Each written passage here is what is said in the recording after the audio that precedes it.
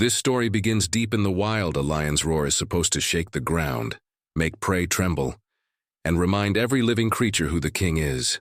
But tonight, what cuts through the tall golden grass is not the thunder of a ruler. It's the broken, rasping cry of an old lion, fading into the dusk. It doesn't echo with power, it carries surrender. A desperate sound, weak yet piercing, travels across the savannah. It isn't a roar, it's a plea you were never meant to hear. And in this moment, as shadows stretch across the horizon, you realize something most people never think about. Even kings fall. You probably wouldn't last a day here. The land looks beautiful, but beneath the amber glow is a brutal truth. Every life is earned, and mercy is rare. The weak are abandoned, the sick are forgotten. And tonight, one lion, once a ruler of his pride, has been left behind. So before we dive in, take a moment to like this video and subscribe, but only if you truly enjoy these emotional stories. Comment below your favorite animal, because today you'll see one of the greatest fall and rise again. Stay with me until the end, because the bond between this mother and her calf will break your heart, and then heal it again. And so it begins. The savannah is alive with whispers. The air is thick with the scent of dust and wild grass. Above, vultures circle slowly, tracing spirals in the fading sky. They know what that cry means. You step closer. Your boots crunch against dry earth, every step echoing with tension. Through the blades of swaying grass, a shape stirs. At first it seems impossible to believe, a lion this frail, this fragile. His mane, once golden and full, now hangs in ragged clumps. His body, scarred and trembling, tells the story his voice cannot. His eyes meet yours, and for a heartbeat, time stops. This isn't the fierce gaze of a predator ready to strike. This is the weary, hollow stare of a king stripped of his crown. His pride is gone. His strength has drained. His kingdom has turned its back on him. But there's something else, something small, fragile, yet impossible to ignore. A flicker, a flame buried beneath layers of pain, a will to survive. The lion's chest heaves. His breath rattles. Every inhale is a battle. Every exhale feels like it could be his last. And yet he holds your gaze as if silently asking, will you walk away like they did? The savannah has no patience for weakness. Lions don't leave family out of cruelty, it's survival. When the old can no longer hunt, when their roars no longer command, they are pushed aside. Sometimes gently, sometimes brutally. But tonight, under a sky slowly bruising into night, you see something no textbook on animal behavior could capture. The heartbreak of exile. The lion shifts, a feeble attempt to rise. His legs tremble. His body collapses again. And the sound that escapes his throat is halfway between a growl and a cry. And in that sound lies the opening chord of our story. A cry that will change everything. Because while most would turn away, one man will not. Imagine the silence that follows. The grass sways. Insects sing. The vultures descend a little lower. The savannah prepares to close its chapter on this life. But your presence here is not chance. You've been drawn to this moment, though you don't yet know why. You take a step forward, then another. Each one feels heavier than the last, as though the earth itself warns you not to interfere. And yet something compels you. Something ancient, older than fear, stronger than instinct. A recognition. Fragile life deserves a chance, even when the world has given up. The lion's paw twitches. His claws scrape the earth, more reflex than power. A reminder that even on the brink of death, he is dangerous. But danger isn't what you feel. What you feel is the weight of choice. Will you let the wild decide his fate as it always has? Or will you step into a story that could end with claws, blood, and failure? Your breath quickens. The air is sharp, dry, filling your lungs like dust. The world feels suspended, waiting for your answer. And then the sound returns. Not a roar, but softer this time. Like a whisper meant only for you. A sound so hauntingly human you can't turn away. The camera of your mind zooms out. Endless grasslands, clouds rolling like dark armies across the horizon. Thunder rumbling somewhere unseen. The stage is set. A man, a lion. A world where mercy is weakness and yet perhaps the only chance of survival.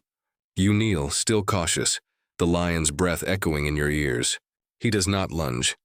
He does not growl. He only watches, And in that gaze, fragile as it is, you see the impossible. Trust. The night deepens. Shadows crawl across the land.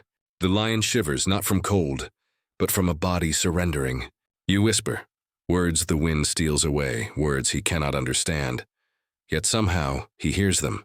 And as the stars begin to prick the velvet sky, you make your decision. You will not walk away. But what happens when a man dares to challenge the laws of the wild? What happens when human mercy collides with nature's brutal order?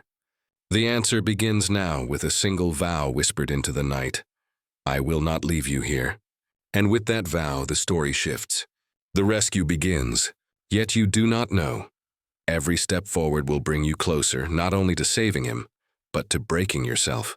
Because sometimes saving a life means losing everything else. And tonight, the wild is not done testing you. The savannah does not forgive weakness. It never has, and it never will. You stand there, heart pounding, watching the old lion struggle. But to understand how he came to this place, alone, broken, abandoned, you need to step back into the hidden laws of the wild. For lions, pride is everything. Family is survival. Yet that family is bound by rules as merciless as the sun overhead. When a lion grows too old, too slow, too fragile to defend himself or hunt for the group, the pride makes a choice. They leave him behind. It is not cruelty. It is not hatred. It is survival written into their bones. But knowing that doesn't soften the image that now unfolds before your eyes. The ground here is marked with prints. You see them clearly, dozens of paws pressed into the dust. Not long ago, his pride was here. You trace their path running parallel with his. And then suddenly they split. The fresher tracks veer one way, his stagger away in the other. That's where it happened. A quiet, wordless rejection. The pride marched on, never once looking back. And he, this once great king, was left to stumble in the opposite direction, exiled without ceremony. You imagine the moment. The younger males circling, nudging, pushing him away. The females moving their cubs, avoiding his weakening frame. His final growl, a sound less of authority and more of desperation, echoing in vain. And then silence. The silence of abandonment. You glance back at him now. His chest rises slowly, every breath shallow. His mane is matted with dust, streaked with scars that tell their own brutal story. One scar across his shoulder, perhaps from a younger rival testing his dominance. Another deep scratch down his flank, a reminder of battles fought too long, too hard. But the worst scars are invisible. The look in his eyes, the hollow emptiness of betrayal.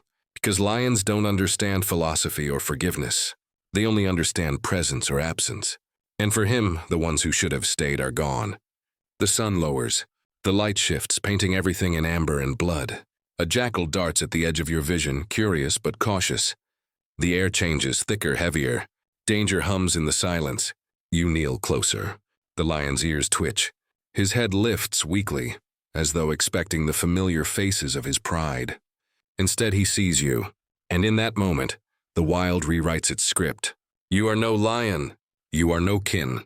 Yet somehow you are here. And he does not turn away. Your mind races. What can you do? This is no house cat, no gentle creature. This is a predator, even if frail. Every instinct in your body screams to step back, to let nature finish what it began. But another thought cuts through, an image of what happens if you don't act. You see him lying here tomorrow still. The vulture's closer, the jackal's bolder, his story ending without witness, without dignity. And you can't accept that. The savannah's wind sharpens, whipping through the grass. A low growl builds, not from him but from the darkness gathering behind you. You turn. Hyenas. 3 of them slipping like shadows between the grass. Their laughter cuts the silence, sharp and cruel. They've smelled weakness. They've smelled blood. The lion hears them too. His ears twitch. His head lifts higher. And then, for the first time since you found him, he roars. It's not the roar of a king.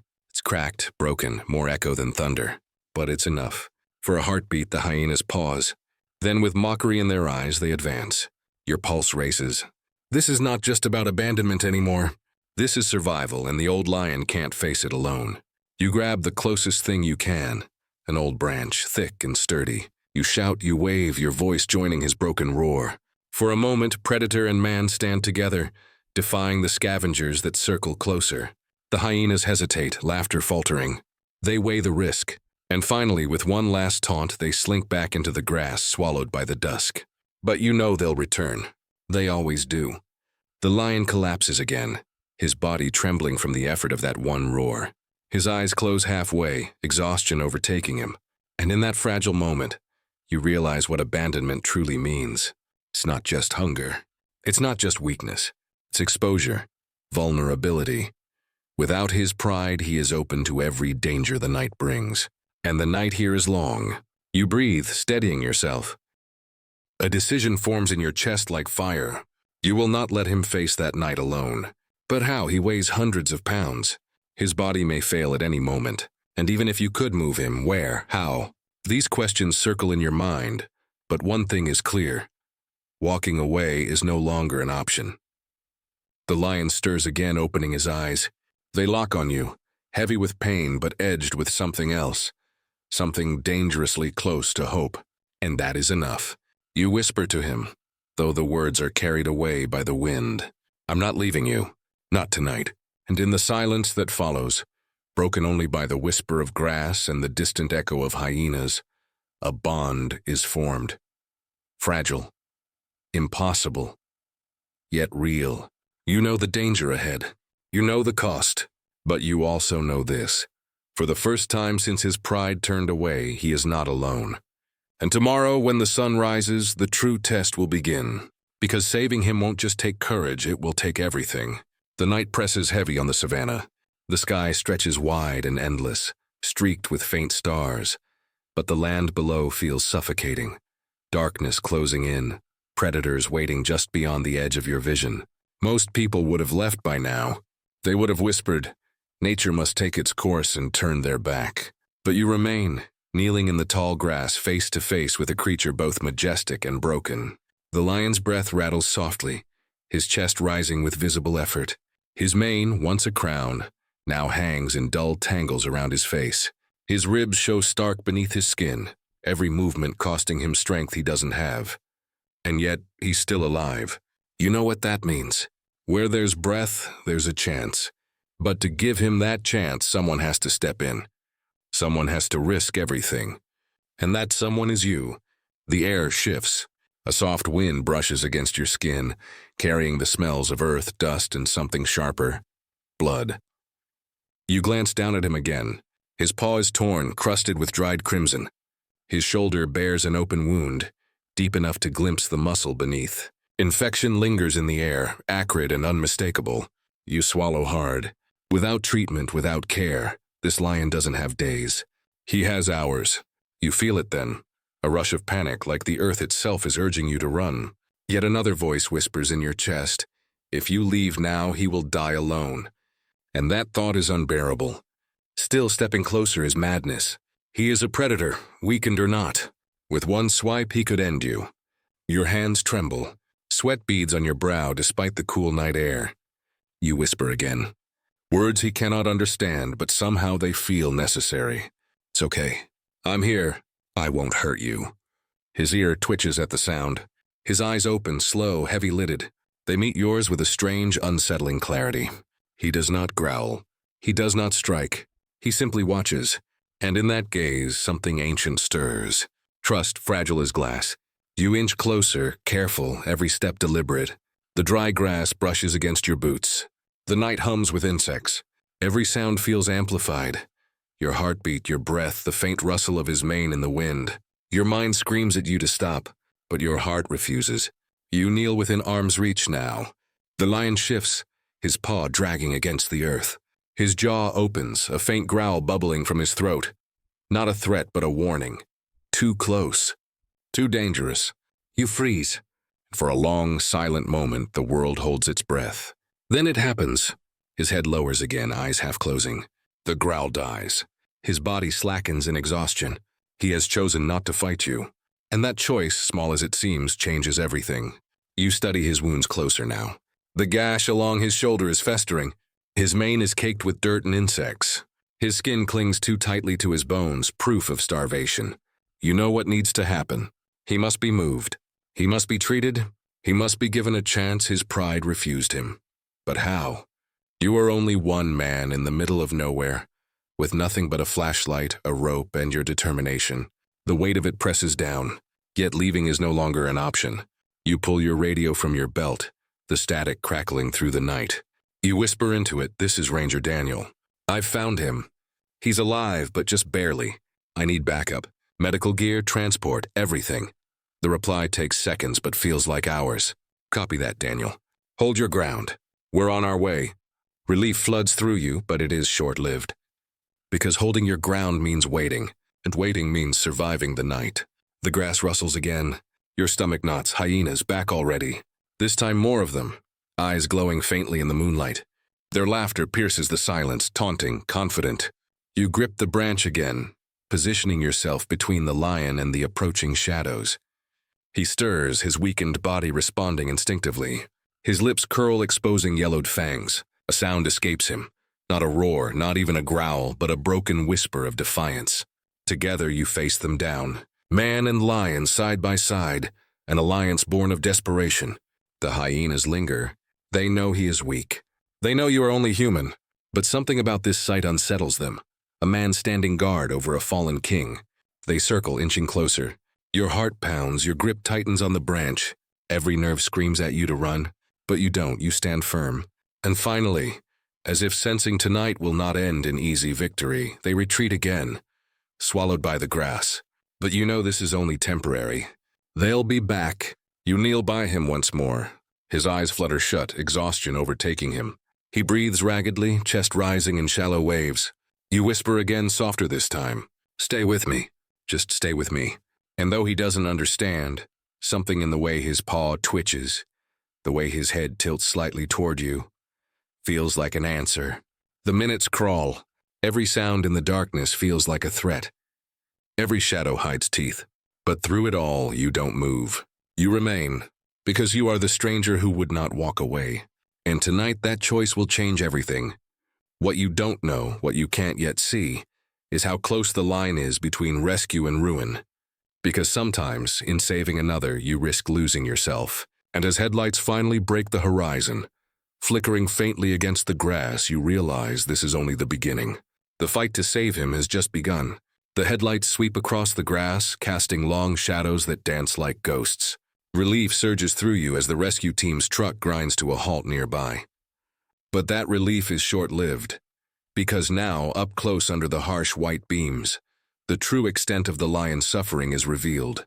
The rescuers step out, 3 men in khaki uniforms, faces grim, eyes narrowing as they assess the situation. They've seen wounded animals before, but even they hesitate at the sight of this once mighty king, now collapsed in the dirt, breathing shallowly, his body a map of pain. One medic mutters under his breath, "I don't know if he'll make it through the night." Another shakes his head. "If we move him wrong, it's over." And in that moment, you feel the weight of every second pressing against you. This lion doesn't have time for hesitation. His body is failing faster than help can catch up. The men kneel cautiously, careful not to provoke him. Their flashlights skim across his wounds. The gash on his shoulder is raw and swollen, oozing infection. His paw, mangled from some long-past battle, has festered, the edges blackened.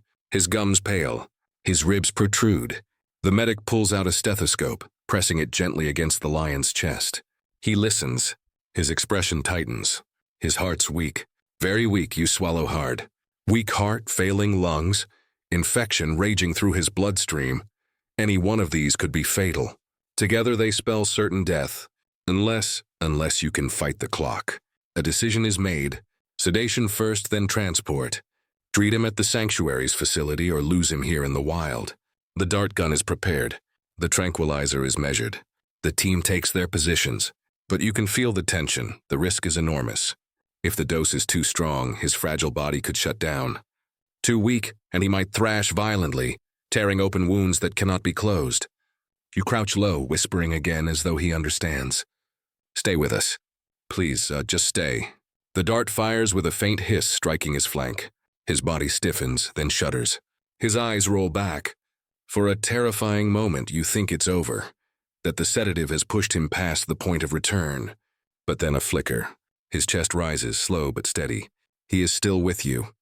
The rescuers move fast. Ropes are tied, a stretcher is lowered. With every lift, every shift, his body trembles on the edge of collapse. His breaths grow shallower, weaker. "Careful," one man hisses. "Keep his airway clear," another shouts. Sweat drips down your face as you grip the edge of the stretcher. The lion's weight is staggering, yet it feels fragile, as though he might crumble beneath your hands. The stretcher is hoisted into the truck. Medical kits snap open. Fluids are prepared. Antibiotics drawn. The medic inserts an IV line into the thick vein of his foreleg, pushing life back into his failing system. But still, his heart is weak, too weak. The ride is brutal.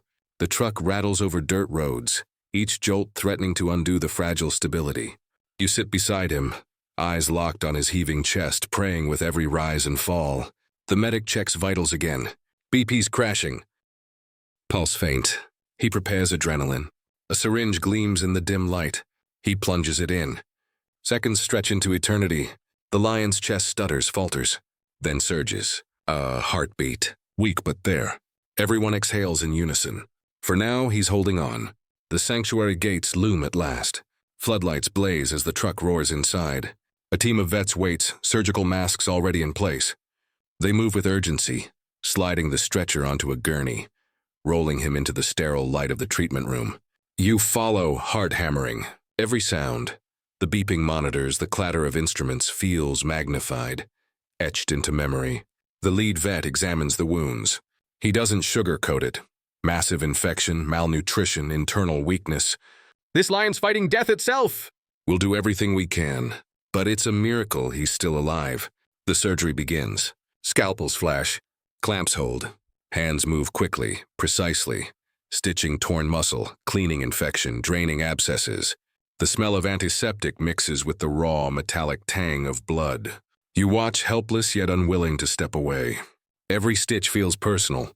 Every cut of the scalpel feels like it slices through your own chest. Time becomes meaningless. Hours blur. The only rhythm is the steady beep of the monitor. Sometimes fast, sometimes terrifyingly slow. Then it happens. A flatline. The monitor shrieks. Your heart plummets. "Code," the vet shouts. They work frantically. Chest compressions. Another syringe of adrenaline. Oxygen forced into lungs that don't want to open. For a breathless eternity, nothing. Then beep, beep, beep, the room exhales. He's back. Barely, but back. The vet wipes his brow. This lion doesn't want to die, not yet. By the time they finish, dawn is breaking. Pale light filters through the windows, painting the room in gray and gold. The lion lies still on the table, bandaged, stitched, his body wrapped in IV lines and wires. You step closer. His eyes are closed. His chest rises in shallow rhythm. He looks peaceful, almost asleep. But you know better. This is not rest. This is the edge of the abyss where every second could tilt either way. You lean closer, whispering the words again. Stay, fight, don't give up. And though he does not stir, though his body is broken, you feel it. Beneath the frailty, beneath the scars, a spirit still burning. Because that's what kings do. They fall, they bleed, they break. But even on the edge of death, they do not surrender. And as the sun lifts higher, casting golden light across his battered frame, you know this truth. The fight is far from over. But the lion is not done yet. The sanctuary hums with tension. The old lion lies motionless on the gurney, his chest rising in fragile rhythm, wires trailing from his body like lifelines. The night has passed, but daylight doesn't ease the weight pressing down on you. Because survival isn't victory, not yet. The vets huddle near the window, whispering in clipped tones. Their faces are grave, their movements sharp with urgency. Finally, the lead vet turns toward you, pulling down his mask. He won't stabilize here. His system is too fragile. If we don't move him to the larger facility, now, he won't make it through another night. The words drop heavy. Move him, after everything? He barely survived sedation, nearly flatlined under the knife. And now they want to push his body again. You glance at him, this battered king, this survivor. His mane shifts faintly with each shallow breath, the monitors beeping fragile, inconsistent. One wrong move could end him, but staying is no safer. Infection lingers in every corner. Supplies here are limited. His best chance lies miles away, and so the choice is made. He will be moved. The preparation begins. The gurney is fitted with restraints, the stretcher reinforced with heavy straps. Sedatives are measured carefully, too much, and his weakened heart will surrender. Too little, and panic will tear his stitches apart. Every sound feels amplified. The hiss of oxygen, the metallic rattle of surgical tools, the dull thump of boots against concrete. Your throat is dry, your palms slick with sweat. This is it, the first real attempt to pull him back from the brink. You place a hand lightly against the stretcher, whispering words he cannot hear. Stay with me. Just a little longer. The truck roars to life. Its bed has been modified for transport, lined with straw, padded to absorb the jostling roads ahead. The stretcher is wheeled forward, each bump rattling nerves raw. He stirs. His eyelids twitch, his paw flexes faintly. The tranquilizer's grip weakens under the strain. Easy, a medic mutters. Keep him calm. But calm is impossible. His body resists, muscles twitching, wounds straining against stitches. The straps creak, leather stretched to its limits. Then with terrifying force, his body surges upward. The stretcher bucks. The lion's head thrashes, his claws scraping against the restraints, tearing at the padding. A roar bursts from his throat. Not the broken cry of yesterday, but something guttural, raw, fueled by terror. The sound rattles the truck, reverberates in your chest. Hold him down, someone shouts. But how do you hold down a lion? Even broken, even weakened, he is power incarnate. The stretcher jolts, the truck sways, the air fills with chaos. Your heart slams against your ribs. One wrong moment and the stitches will rip. One violent thrash and he could bleed out before your eyes. The vet grabs another syringe, hands shaking. We need to sedate again, now. You watch the needle pierce his flank. The medicine surges into him, but seconds stretch like years. His body bucks once more, teeth gnashing, breath ragged. The straps groan, one nearly snapping under the pressure. And then, stillness. His body collapses back against the stretcher. His chest heaves, shallow but steady. His eyes flutter shut, lashes trembling against his scarred face. The air is thick with silence. Was it enough or too much? The monitor beeps, slow, weak, but present. He is still here. The truck barrels forward, its tires kicking up dust. Every bump feels like a knife twisting in your gut. You grip the stretcher, knuckles white, watching his chest rise and fall. Your mind drifts back to his cry in the tall grass, to the moment his eyes locked with yours. You remember the promise you made. I will not leave you. And yet here you are, watching helplessly as his life dangles on the edge, knowing that at any second the balance could tip. Hours pass like lifetimes. The road winds through barren plains, across rocky ridges. The sun beats down, merciless, baking the earth and pressing heat against the truck's metal walls. Inside, the lion's body trembles with every jolt. His wounds strain, blood seeps faintly through bandages. The IV drips steadily, a slow trickle of life. You lean closer, whispering again, stay, just stay. And in that fragile moment, something astonishing happens. His paw twitches, not in panic, not in pain, but in something quieter. Almost as if he's reaching, almost as if he hears you. At last, the facility gates rise into view. Larger, stronger, better equipped. Here his fight might finally turn in his favor. The truck screeches to a halt. The stretcher is rolled out, carried swiftly through double doors into the sterile glow of the operating theater. The lead vet calls orders sharply. Fluids increased, oxygen adjusted. A blood transfusion is prepared. The team moves like a single heartbeat, coordinated, urgent. You stand at the edge, silent, every fiber of your being tethered to the sound of the monitor. Beep, beep, beep. Steady, for now. Hours blur once more. The team works tirelessly, flushing infection, repairing stitches, stabilizing vitals. They whisper in low tones, refusing to give in to the dread hanging over them. But the truth is clear. He's not out of danger. He's only passed the first test. The attempt nearly broke him and nearly broke you. Yet somehow, impossibly, he is still alive. You step outside at last. The night has returned, the sky thick with stars. The air is cooler now, softer, but your body trembles with exhaustion. Behind you, the lion lies within, hooked to wires, breathing against odds that defy logic. And you realize something profound. The wild had abandoned him. His pride had cast him out. Even nature itself seemed ready to erase him. But you refused.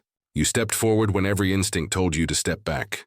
And though the first attempt nearly ended in failure, one truth shines clear. He is still here because of that choice.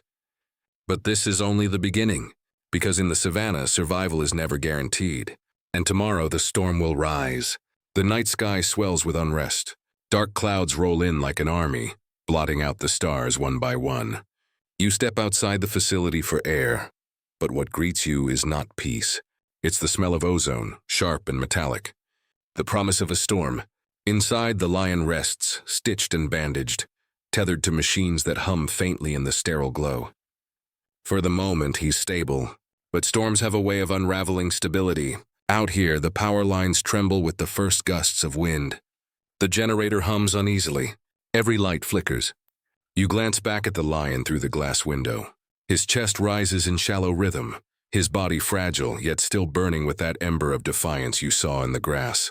You whisper under your breath, "Not tonight. Not when you've come this far." The storm breaks suddenly. A jagged flash of lightning tears the sky in half, followed by a roar of thunder so deep it shakes the walls. The air outside whips into a frenzy. Dust, rain, and broken branches swirling like wild spirits. Inside, the lights stutter. One flicker, two, then darkness. The hum of the machines dies. The monitors go silent. The IV pumps freeze mid-cycle. And in that terrible silence, you hear the most chilling sound of all. Nothing. No beep, no whir. No rhythm marking the fragile thread of life. Generators down. A medic shouts, scrambling toward the back room. Another fumbles with a flashlight, its weak beam casting jagged shadows across the lion's body. You rush to his side, heart hammering. His chest still rises, but barely.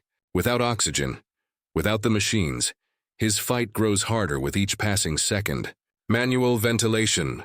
The vet orders, snapping open a kit.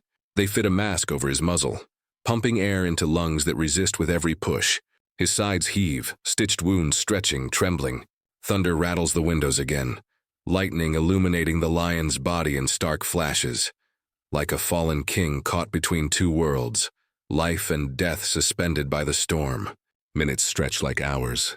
The storm howls outside, water lashing the windows. The team works in the dark, their voices sharp with urgency. You pump fluids by hand, your arm aching, sweat dripping down your face. Every push feels like defiance against the storm itself. But storms don't care about defiance. They break what they want to break. And then, another flash, another crash, and the ceiling groans. Rain seeps in through cracks. The walls shake as if the earth itself rebels. You hear glass shatter in another room. The smell of smoke drifts faintly through the hall. "Fire!" someone yells. The wiring's blown. Panic surges. Fire and storm together, chaos feeding chaos. The sanctuary becomes a battlefield, not just for the lion, but for everyone within its walls. The vet shouts above the din, "We can't stay here. If the fire spreads, we lose him for sure. We need to move him now." You stare at the stretcher. The lion lies limp, unconscious but breathing faintly. Machines now useless husks. Moving him again could rip open stitches, undo everything. But staying means flames and smoke. It is a choice with no mercy. The decision is made. The stretcher is untethered, straps secured tight, hands gripping every corner. Together you lift him, his body heavy but fragile, his weight shifting dangerously with each step. The storm greets you with fury as you push through the doors. Rain slams against your skin, soaking through your clothes, lightning painting the night white. The stretcher wobbles, nearly tipping. You shout over the wind, "Hold steady." The lion stirs faintly at the chaos. His paw twitches, his breath catches. For a moment his eyes flicker open, and in that lightning-lit instant you see something fierce. A spark, not of panic, but of will. As though even unconscious, he knows, this is survival. The truck waits outside, engine rumbling, headlights dimmed by sheets of rain. You and the team struggle through mud that clutches at your boots, pulling you down with every step. The stretcher sinks, slides, nearly topples, but you don't let go. You grip tighter, teeth clenched, rain running into your eyes. Lightning splits the sky again, thunder pounding like war drums. And then a roar. Not thunder, not storm, but lion. From the darkness, shapes emerge. Hyenas again. Drawn by the smell of blood, by the chaos of fire and storm. Their laughter cuts through the night, shrill and cruel. Your blood runs cold. Not now, not here. The team shouts, waving torches, hurling stones into the shadows. The hyenas linger, eyes gleaming, teeth flashing. They don't lunge, not yet. They circle, waiting for weakness, waiting for one slip. You stand between them and the stretcher. rain lashing your face, mud dragging at your feet. You shout into the storm, into their laughter, and for a heartbeat, you are certain you cannot hold them all at bay. But then the lion's chest heaves. His eyes flicker open again, burning faintly through exhaustion, and from his throat, weak yet defiant, comes a sound. A growl. It is not strong. It is not terrifying, but it is enough. Enough to remind the hyenas, the storm, the world itself. This king still breathes. The team pushes harder. The stretcher slides into the truck bed. Doors slam shut. You leap inside as the engine roars, mud splattering, wheels spinning. The hyenas vanish into the rain as the truck lurches forward, carrying the fragile survivor into the storm. Inside, you grip his paw, rainwater dripping from your face onto his mane. Stay. Please. Just stay. And though the thunder still shakes the sky, though the storm rages on, you feel it. A pulse beneath your hand. Faint but steady. The storm does not end quickly. Hours later, dawn breaks gray and muted. The earth soaked, the sky still heavy. The sanctuary smolders behind you, scarred by fire, walls blackened but standing. The lion lies in the truck, battered but alive. Against every odd, against every force that tried to erase him, he is still here. And as you look at him now, bandaged, drenched, broken but unyielding, you realize this is not just his fight. It's yours. Because the storm is not done. And neither are you. The storm has passed, but its fury lingers in the silence.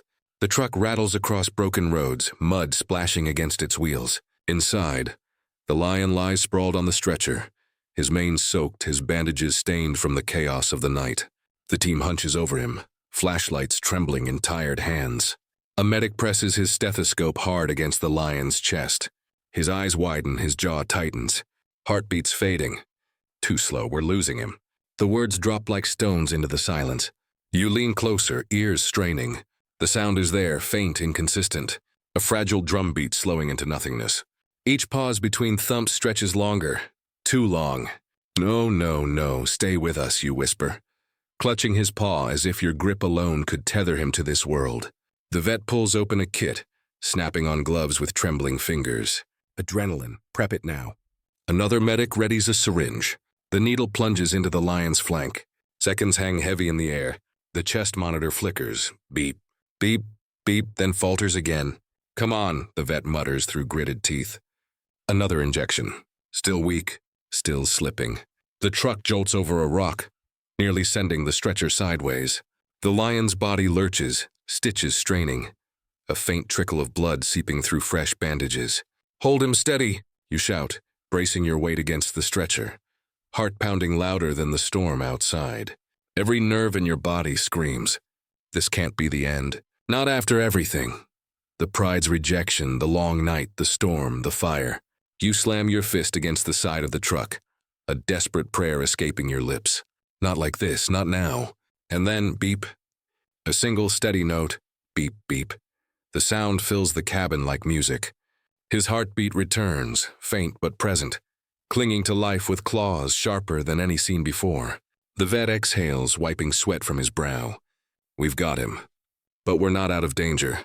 The facility looms ahead, brighter and more fortified than the last. Steel gates creak open, floodlights blazing. The truck screeches inside, tires sliding against wet gravel. Teams rush forward, shouting orders, rolling the stretcher into a sterile corridor. White walls. Sharp smells of antiseptic. The world narrows to movement, urgency, survival. The lion is wheeled into a surgical suite.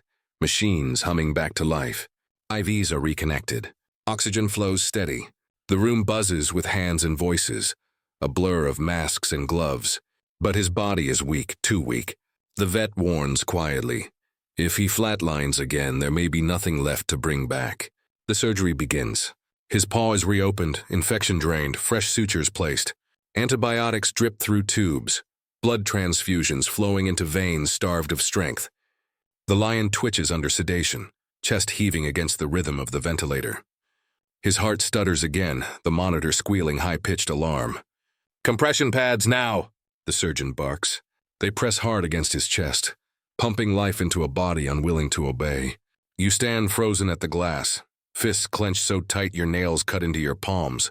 Every beep, every flash of red numbers feels like it echoes inside your own body. And then silence.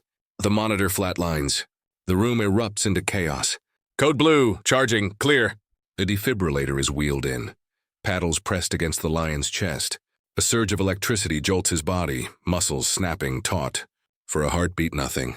Then, beep. A single note, fragile but defiant. The room exhales. He's back. Again. You press your forehead against the glass, tears mixing with sweat. This is more than survival, it's war.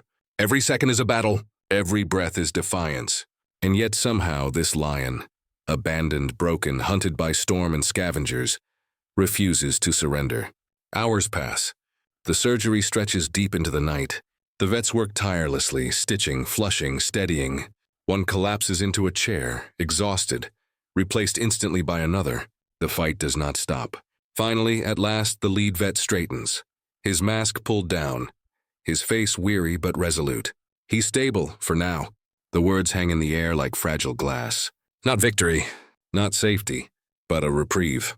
You step inside, drawn to his side. The room is quiet now, machines humming in gentle rhythm. His chest rises slow but steady. His mane lies damp against clean bandages, his paw wrapped carefully in gauze. You kneel close, whispering the words you've repeated since the first night. Stay, just stay. And this time, you think you see it. A twitch of his ear, a flicker beneath his eyelids as if he hears you. You lean back, exhaustion washing over you. The fight has not ended. Tomorrow the risk remains. But tonight you've seen something extraordinary. The wild tried to erase him. Death circled, stormed, struck. And yet somehow, impossibly, he clings on. Because even when the body fails, the spirit burns. And this lion's spirit is not done yet. Outside, the storm quiets. Dawn creeps once more across the horizon. Golden light breaking through retreating clouds. The savannah exhales, washed clean by rain. Inside, under the glow of sterile lamps, a king still breathes. But his journey is far from over. Because tomorrow, healing begins. And healing will demand a different kind of strength. The sun climbs high, flooding the savannah with golden light. Inside the facility, the air smells of antiseptic and fresh straw, mingling oddly in the sterile ward. The old lion lies stretched across clean bedding, tubes still tethered to his body, monitors humming a steady rhythm. For the first time in days, that rhythm is not chaos. You watch from the corner of the room, eyes fixed on his chest. Each rise and fall is shallow but steady, and in that fragile steadiness a new truth begins to unfold. Survival is no longer the question. Healing is. But healing is never simple. The vets begin their careful work, dressing wounds, changing bandages, flushing infection. His paw is cleaned daily, soaked in antiseptic until raw skin gleams pink beneath the gauze. His shoulder, stitched in tight rows, throbs with every twitch. Antibiotics flow through IV lines, fighting invisible battles inside his bloodstream. Each treatment is a trial. He flinches, growls faintly in his throat, eyes flashing with instinctive distrust. His body remembers pain too well, yet he endures. Day after day, wound after wound, needle after needle. You lean close sometimes, whispering the words you've whispered since the tall grass. Stay, you're safe now. And though he does not answer, though his golden eyes remain wary, his stillness tells you more than words ever could. He is beginning to allow your presence, but scars are not only flesh. They are memories. When the pride cast him out, they didn't just wound his body. They shattered his spirit. The look in his eyes still carries that echo of betrayal, the silent question of why. Why was he abandoned after years of leading, hunting, protecting? That weight lingers in every hesitant glance, every twitch of his ears when footsteps approach. Trust is not easily rebuilt. The days stretch into weeks. Slowly, strength returns. At first, he can barely lift his head. Then one morning he shifts, paws dragging weakly beneath him. His chest trembles, breath hissing, but he rises to his elbows. The sight makes your throat tighten. Easy, you whisper. Don't push too hard. He collapses again, chest heaving. But the attempt alone speaks volumes. The fire still burns inside. 2 days later, he tries again. This time he rises halfway, legs trembling, body swaying. He holds for seconds, long, agonizing seconds, before folding back down. And you realize what those seconds mean. The body remembers how to be strong. Scars stretch tight as he moves. His shoulder pulls against sutures. His paw drags awkwardly, weight uneven. But each attempt grows steadier. each breath less ragged. The vets monitor carefully, adjusting medication, measuring food intake. At first he refuses to eat. Bowls of meat remain untouched, the smell of antiseptic overpowering his instincts. Hunger gnaws at him, but distrust is stronger. So you try something different. You sit near, quiet, a bowl placed closer to your side. Hours pass. Finally, with a hesitant glance, he inches forward, nose twitching. His teeth close weakly around the meat. It is not much, but it is enough. Day by day, his appetite returns. His mane begins to shine again, faintly, the dullness fading. His ribs no longer jut so sharply beneath his skin, but the scars remain, not just on his shoulder, not just across his paw, but etched into every motion. One evening, as the sky glows amber, you stand outside his enclosure, watching him rest. His eyes open, locking onto yours through the bars. For a moment, you see the memories flicker there, the abandonment, the storm, the fire, the pain. But beneath them, something else flickers. Recognition. The bond grows in fragments. When the vets approach, he growls low, warning, mistrust heavy in his voice. But when you step forward, he quiets. Not entirely calm, never that, but quieter. His ears shift, his breathing slows as though your presence makes the pain bearable. It is fragile, tentative, a thread stretched thin between two worlds, wild and human. But it holds. Weeks become a month. He rises now, slowly, carefully, testing weight on healing legs. His paw still drags, stiff with scar tissue, but he moves. He limps in a circle, collapsing into the straw, chest heaving. Yet every lap grows longer. Every collapse less final. You watch each attempt, your chest swelling with a strange pride. This lion, once discarded, once left to die, now walks again. And though his body bears the map of survival, scars stretching across skin, mane uneven, gait uneven, the spirit behind his eyes is changing. Where once you saw only emptiness, now you glimpse defiance. The vets gather for a meeting. Their voices are hushed, cautious, but you catch the words. He's healing, but he'll never be what he was. He's too old, too scarred. Returning him to the wild isn't possible. The words sting. They mean safety for him, yes, but also a truth he can never know. He will never rejoin his pride. Never roam the savannah as he once did. Yet when you glance at him, standing shakily in the sunlight, scars glinting, eyes bright, you realize something else. Kings wear scars too, and sometimes scars are the truest proof of survival. That night the air is still. The sky glows with stars. The lion rests in his enclosure, breathing steady, body curled into the straw. You sit nearby, the sounds of the wild drifting faintly. A jackal's call, the distant echo of hyenas. But they do not come near now. Not here, not while he heals. And in that quiet, you whisper the words once more. You're safe. You made it this far. And tomorrow we'll go further. The lion stirs, lifting his head slightly. His eyes glint in the moonlight. For a long moment, he watches you. Then with a slow exhale, he lowers his head again. Not a growl. Not a warning, just rest. And in that rest, you hear it. Scars do not silence the spirit. They speak of it. This lion has been broken, but he is not defeated. And as the night deepens, you know, the greatest chapter of his story has not yet been written. The savannah is quiet now. No storms, no fire, no echoes of hyena laughter. Only stillness broken by the soft rustle of grass swaying beneath a golden dusk. The old lion rests beneath an acacia tree, the horizon stretching wide around him. His mane glows faintly in the fading light, scars catching the last embers of the sun. He does not roar. He does not need to. The silence is enough. You watch from a distance, breath steady, heart calm. The battle is over. The nights of panic, the endless race against death, the fear of losing him with every shallow breath, all of it has passed. Now there is only peace. The lion's eyes close slowly, not from weakness but from rest. His chest rises and falls with steady rhythm, a rhythm that no longer feels fragile but strong. Certain, he is no longer the abandoned king you found in the grass. He is something greater, proof that even in the wild, where mercy is rare, hope can survive. A soft wind drifts across the land, carrying with it the scent of earth and rain, cool against your skin. You close your eyes for a moment, listening. The danger is past. The savannah breathes easy again. And as the last light of the day fades into night, you whisper the truth you have carried since the beginning. The danger has passed, peace has returned, and the savannah rests once more.